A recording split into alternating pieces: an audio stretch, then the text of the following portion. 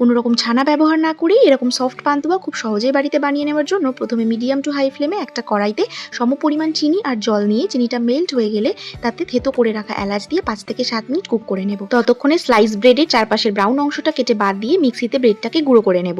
এবার এই গুঁড়োর মধ্যে কিছুটা গুঁড়ো দুধ আর দুধের মালাই বা সর মিশিয়ে নিয়ে অল্প অল্প নর্মাল দুধ দিয়ে একটা মন্ড বানিয়ে নিতে হবে। একটু নরম করে মাখবে, এতে মিষ্টিটা নরম হবে। ডো শক্ত হলে মিষ্টিটাও কিন্তু শক্ত হবে। এবার এই ডো থেকে কিছুটা মন্ড নিয়ে হাতের সাহায্যে গোল গোল করে মিষ্টিগুলোকে গড়ে নেবে। মিষ্টির গায়ে যেন কোনো রকম ক্র্যাকস না থাকে। এদিকে আমাদের চিনির শিরাটাও রেডি হয়ে গেছে। এবার এই মিষ্টিগুলোকে মাঝারি আঁচে গোল্ডেন ব্রাউন করে আমাদেরকে ভেজে নিতে হবে।